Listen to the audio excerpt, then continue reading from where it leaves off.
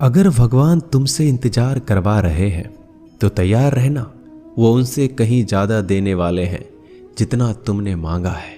जिस तरह लोग मुर्दे इंसान को कंधा देना पुण्य समझते हैं, काश इस तरह जिंदा इंसान को सहारा देना पुण्य समझने लगे तो जिंदगी आसान हो जाएगी। मत सोच इतना जिंदगी के बारे में। जिसने जिंदगी दी है उसने भी तो कुछ सोचा होगा।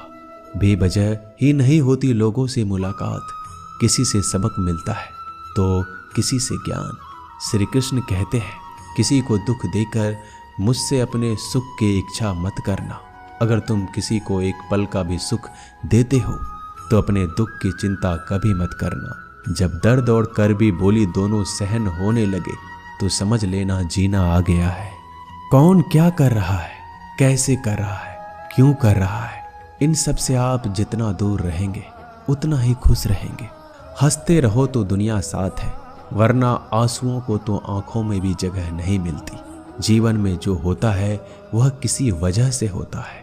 या तो वह आपको कुछ बनाकर जाता है या फिर कुछ सिखाकर। कटना, पिसना और अंतिम समय तक निचोड़े जाना गन्ने से बेहतर कौन जानता है कि मीठा होने का नुकसान कितना होता है। जब कोई दिल दुखाए तो सबसे बेहतर है कि हम चुप हो जाएं, क्योंकि जिन्हें हम जवाब नहीं देते उन्हें फिर वक्त जवाब देता है। अंधे बहरे गूंगे बनकर अपने लक्ष्य पर ध्यान देते रहो। यहाँ इतने खाली लोग हैं कि ना खुद कुछ करेंगे और ना करने वालों को कुछ करने देंगे और उनका मनोबल भी तोड़ देंगे। लोग जरा सी बात पर आपको छोड़ देते हैं और भगवान जरा सी प्रार्थना से आपको थाम लेते हैं। कर्मों से डरिए, ईश्वर से नहीं। ईश्वर तो माफ कर देता है मगर कर्म नहीं।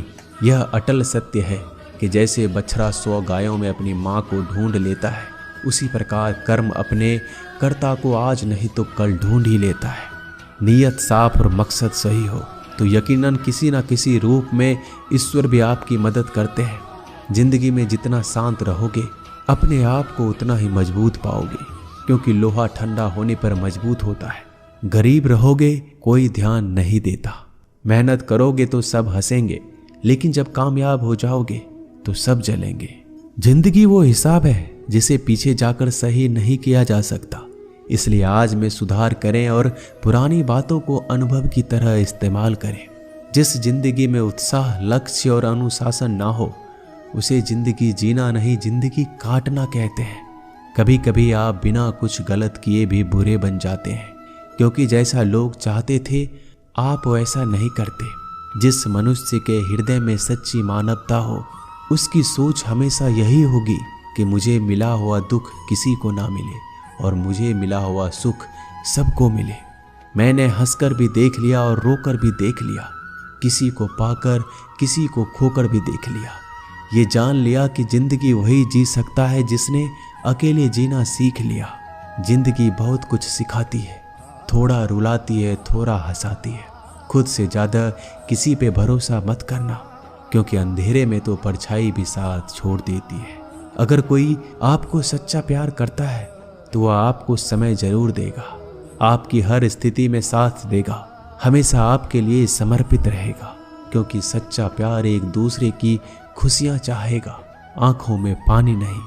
लोहे को कोई नष्ट नहीं कर सकता, बस उसका जंग उसे नष्ट कर सकता है। इसी तरह आदमी को कोई और नहीं बल्कि उसकी सोच ही नष्ट कर सकती है।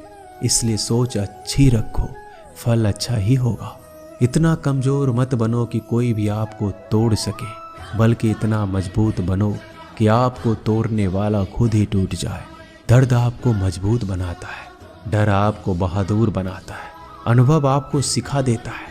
जिस दिन हम समझ जाएंगे कि सामने वाला गलत नहीं, सिर्फ आपकी सोच हमसे अलग है, उस दिन जीवन में सब दुख दूर हो जाएंगे। क्यों रोते हो? मन का ना होने पर जो लिखा है वही होकर रहेगा।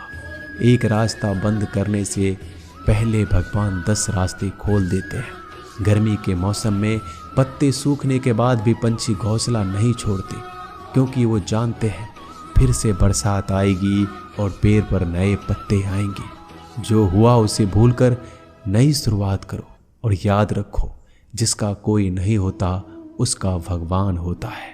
मतलब से जुड़े रिश्ते मतलब तक साथ देते हैं, लेकिन दिल से जुड़े रिश्ते आखिरी सांस तक निभाते हैं। अच्छा काम करते रहो, चाहे कोई सम्मान करे या ना करे, क्योंकि सूर्योदय तब भी होता है जब करोड़ों लोग सोए रहते हैं। दुनिया में हर एक काम आसान है, केवल अंदर से आवाज आनी चाहिए। हमेशा मेहनत और उस परमात्मा पर विश्वास रखना इस सफलता का सूत्र है। जीवन में सबसे बड़ी गलती वो है जिस गलती से हम कुछ सीख नहीं पाते। जो व्यक्ति अपने मन को काबू में कर सकता है वह जिंदगी में कुछ भी कर सकता है। इंसान की अच्छाइयों पर सब खामोश रहते हैं, लेकिन चर्चा अगर बुराई पर हो तो गूंगे भी बोल पड़ते हैं। श्री कृष्ण कहते हैं, तुम्हारे बीते हुए कल को तो मैं ठीक नहीं कर सकता, क्योंकि तुम वर्तमान में अगर अच्छा कर्म करोगे तो मैं तुम्हारा आने वाला कल जरूर उजागर करूंगा। झूठी बातों पर लोग आपकी वाहवाही करेंगे, वही लोग आपको तबाह करेंगे। बुरे से बुरा क्या ही होगा, हम तो हमेशा ही सोच लेते हैं, मगर अच्छे से अच्छा क्या होगा हम ये कभी नहीं सोचते। जो ईश्वर रात को पेड़ पर बैठे पक्षियों को कभी गिरने नहीं देता, तो सोचो वह तुम्हें अकेला और बेसहारा कैसे छोड़ सकता है। आज के ज़माने में कोई अपना नहीं होता, सिर्फ लोग तब तक साथ देते हैं जब तक उनका स्वार्थ होता है। अगर कोई अकेला है तो इसका मतलब ये नहीं कि उसे कोई पसंद नहीं करता, बल्कि वह अकेला इसलिए है क्योंकि उसने दुनिया की औकात जान ली है।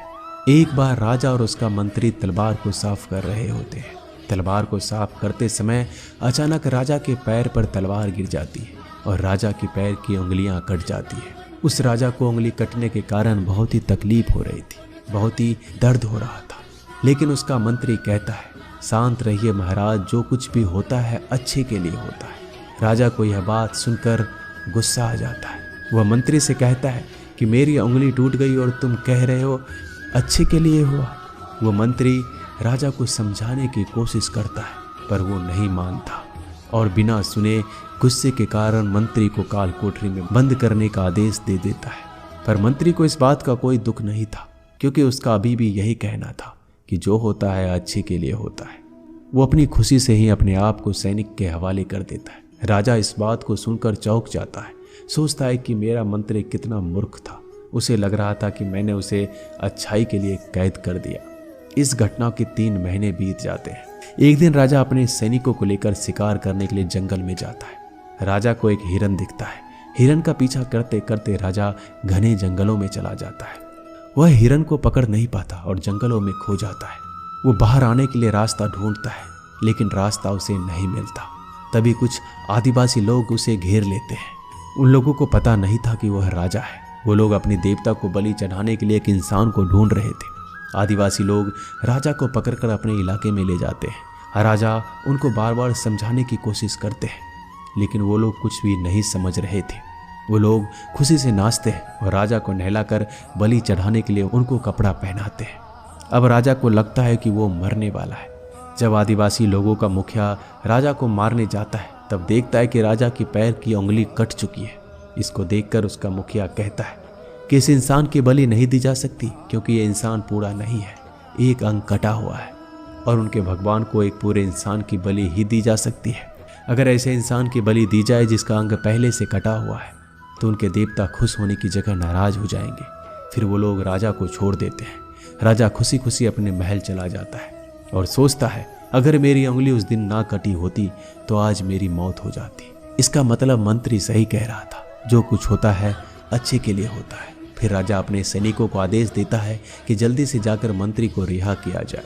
फिर राजा मंत्री को अपना पद वापस देते हैं और पूछते हैं, मंत्री, उस दिन मेरी उंगली कट गई, मेरे लिए अच्छा हुआ, मैं मान गया, लेकिन तुम जेल में हो, इससे तुम्हारा क्या अच्छा हुआ। मंत्री खुशी खुशी राजा से कहता है, महाराज, आप शिकार के लिए जाते तो आपके साथ मुझे भी आना पड़ता, और अगर मैं आपके साथ जाता तो वो लोग मुझे मार देते। मंत्री की बात सुनकर राजा को समझ आता है कि जो भी हमारे जीवन में होता है वो अच्छे के लिए होता है। अगर हम अपने जीवन में देखें तो हमारे जीवन में भी कुछ मुश्किलें आती हैं, हम उनका सामना नहीं करते, हम उनको ही दोष देते हैं। ये मुश्किलें हमें आगे बढ़ाने और मजबूत कराने के लिए ही आती हैं। हमें हर मुश्किलों को सकारात्मक तरीके से देखना चाहिए, क्योंकि हर चीज़ कुछ ना कुछ सिखाकर ही जाती है। हर व्यक्ति के जीवन में सुख और दुख का आना जाना बना रहता है। दोस्तों, आशा करते हैं कि ये वीडियो आपको पसंद आई होगी। मिलते हैं जल्दी नए ज्ञानवर्धक वीडियो के साथ। धन्यवाद।